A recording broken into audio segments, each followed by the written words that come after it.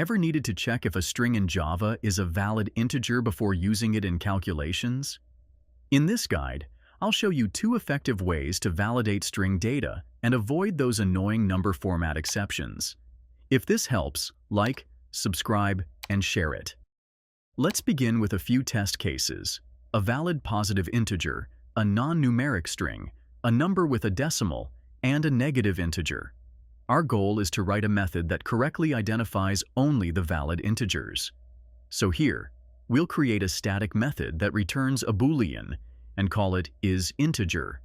We'll check the string from the argument we passed here.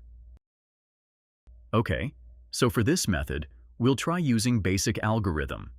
To start, let's use a basic approach with a try-catch block to see if the string can be parsed. Inside a try block, we'll attempt to parse the string using ..parse double. If the parsing is successful, it means the string is a numeric value, and we can return true.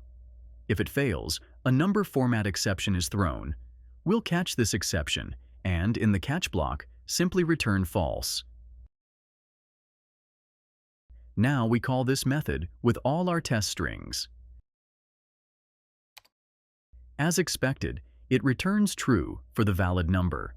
Then we test ABC, 98.7, and 58. But notice, it also returns true for 98.7. This is because a string with a decimal can be parsed into a double. If your goal is to check for any numeric value, this works. But to ensure it's a strict integer, we need a better solution. Enter regular expressions. We'll replace the try-catch with a regex check inside the same method. The pattern is $!digit plus $sign.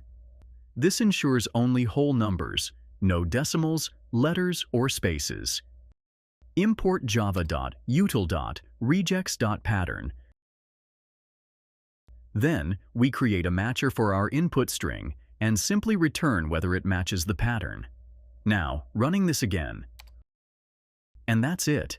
2 ways to validate strings in Java: try-catch for general numeric checks or regex for strict integers. Found this useful? Like, subscribe, and share it. Thanks for watching.